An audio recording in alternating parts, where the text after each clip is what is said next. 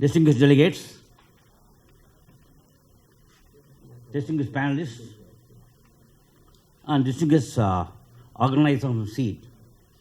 I would like to congratulate SIIP for organizing this fourth summit of SIIP here in Delhi.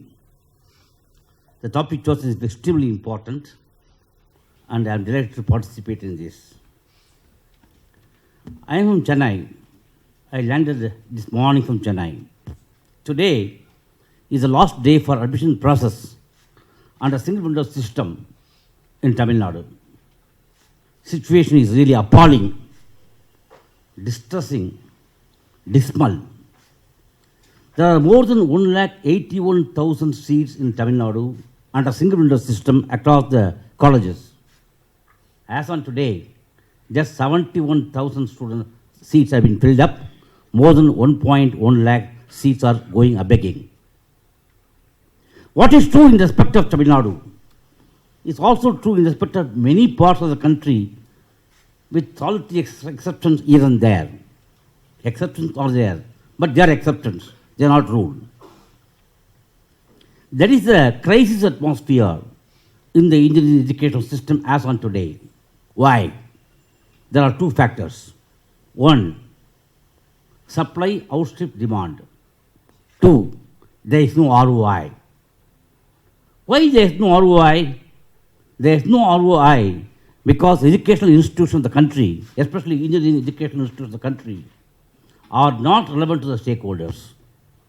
If you want to remain in business, you must remain relevant to the stakeholders. That is not happening. Why it is not happening? Because there is no interaction, meaningful interaction. We are talking about interaction. We meet, we discuss, we debate, we confabulate and go. But there is no meaningful interaction between the industry on the one hand and the institution on the other. That's the problem that we have. I strongly believe that if you want to create competency in the students who should be relevant to the industry, the action is in the classroom. The actor is a teacher. About which I want to say few things and then indicate what industry like TCS is doing towards the end.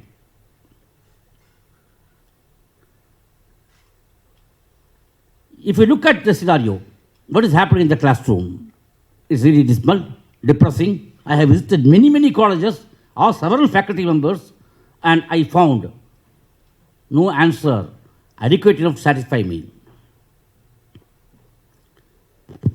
In the classroom, if you want to know, if you want your students to be relevant to the industry, if you want them to be useful to the industry, because the gap between the industry and the institution is so vast, reports say 75% of the students are not employable. This is true in respect of IT industry. In respect of manufacturing, automation, hardcore industry is still worse. The competency required by the industry is not produced in the educational institution, or the competency required produced by the educational institution is not compatible with the requirements. They are not job ready, they are not industry ready. If you want to understand what the industry wants, what is that you should do? You should actually go and see what is happening in the testing process, in the recruitment process. You analyze the question papers of Wipro, Infosys, Accenture, TCS, or for that matter, any hardcore industry. The questions differ from one company to another company. The format differ from one company to another company. But there is one commonality. The commonality being problem solving. Because everybody wants to know, wants to have whether the candidate we are recruiting can solve the problem. Industry is full of problems. We solve somebody's problem. Even hardcore industry, they solve problems. So they see whether the students they recruit can solve problems. So what is needed is the classroom. You please teach technology in the classroom, teach them problem-solving ability. You are giving problems to solve. I don't feel fully well. I am part of the system. What do? You give concepts in detail. You give practical, all right. You also give a well-defined standard problem, and the problem is solved and go. And the learning teaching process will be complete. But the problem that comes to industry, that comes to us on a day-to-day basis, is not a standard problem. It's not a well-defined problem. It's a complex problem. It's a complicated problem. It's a vexatious problem. It's a different type of problem. And the student must be in a position to face the problem, tackle the problem, find a solution for the problem, hammer out a solution for the problem. Is he capable of doing that? Does he have the ability to meet and solve such problems? Is a question that needs to be asked. Are you prepared for that? So what I suggest is that in the classroom, you must not only teach technology, but also give problems of various kinds and enable the students to solve the problem. Try to drive the concept to the problem-solving ability. That's very important. If we do that, I'm sure the students will be eligible, will be industry ready and job ready. This is point one. Point two. Bullet point two.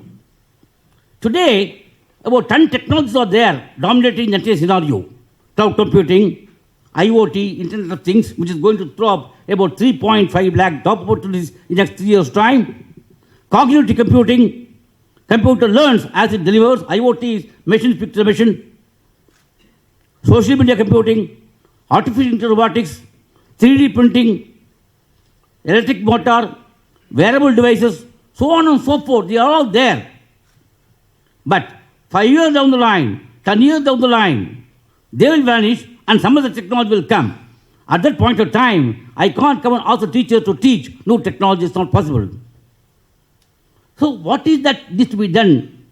Teach technology, teach students how to learn. The teachers must not only teach technology, but also teach them how to learn, learning to learn. If the teacher teaches how to learn, learners learn how to learn, the learning teaching process becomes complete, profound, and long-lasting. This is point two. I'm not going to elaborate on this because I can give a seminar talk on that, how to do it with illustrations, but I am not going to do that. The third point is that what we expect from the industry, what we expect, we people from the industry, what we expect from the educational institution. Technology cannot survive if it does not go to the market.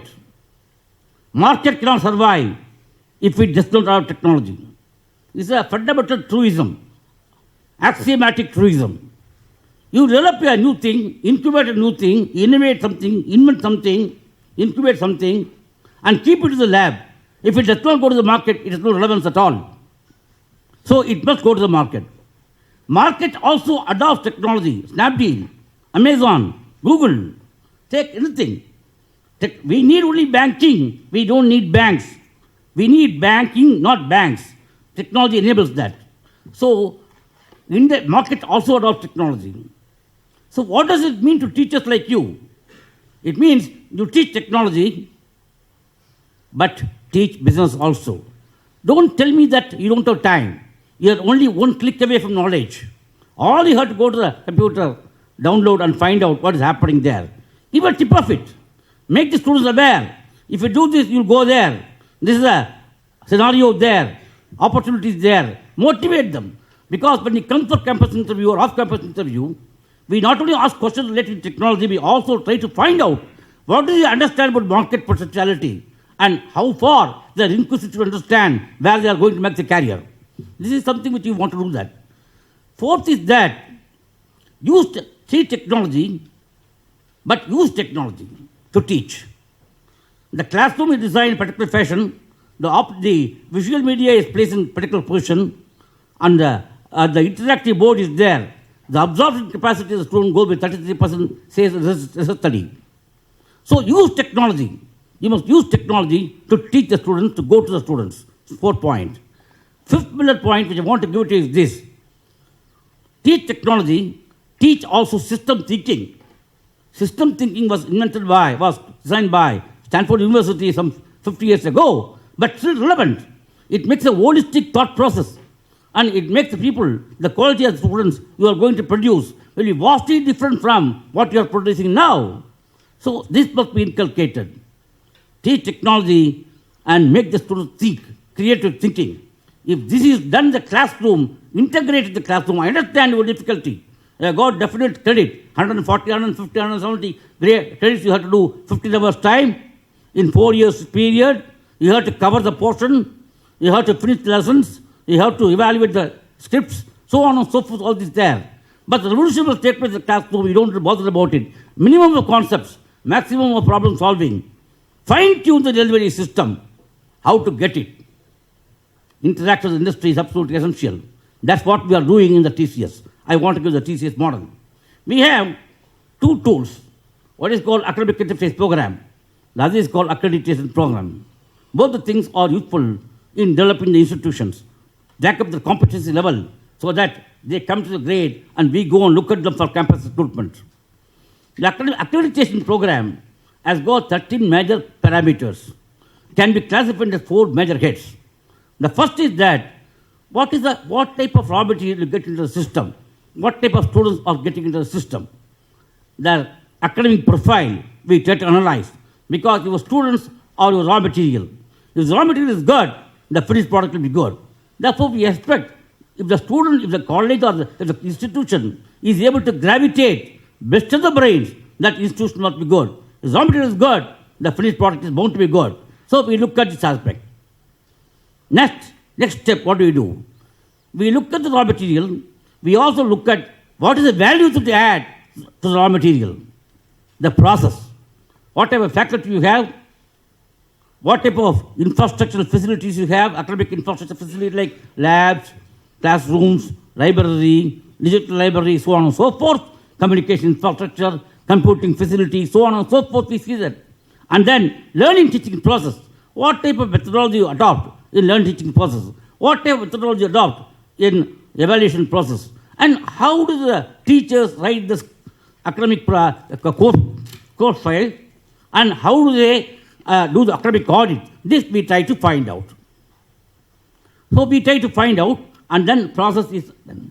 Then, as an engineer, you must be knowing that when you make a product, you must keep on testing the product. So, what type of testing procedure you have? This we try to find out.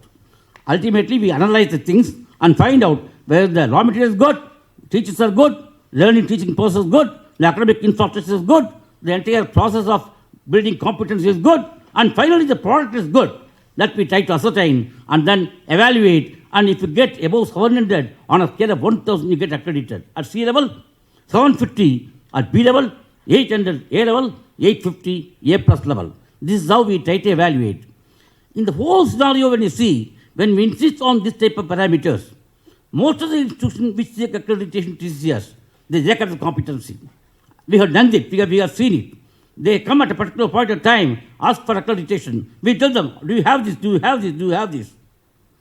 And when they say they don't have it, they go back and build the competence, come back to us. In this process, what happened? The institution goes up.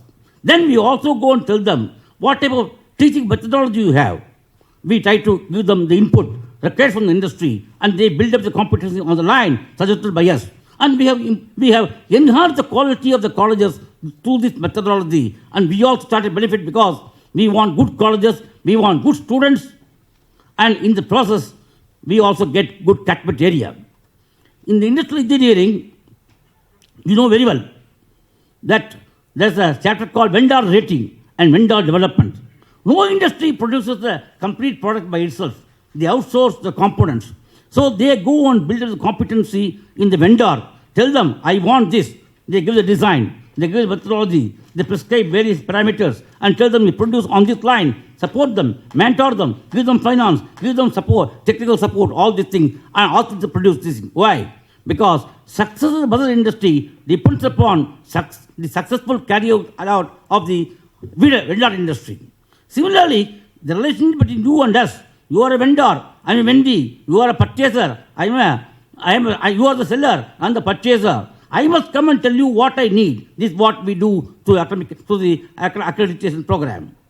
And in this process, we try to enhance the quality of the things. This is what we are doing, these things.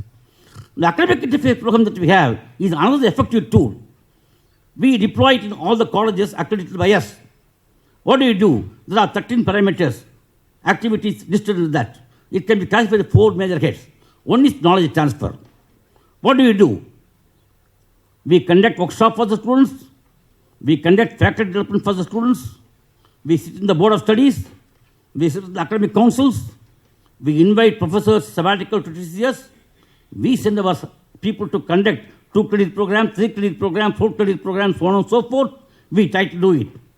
And then thereby we try to give the knowledge that we have, the requirements that we have to the college, and dovetail it into the academic program. Actually, we harmonize it with the academic program and give it to them so that the basic structure of academic program is not disturbed. At the same time, the value addition is such that it's valuable to the industry. We try to do it. We have done it many colleges, this program.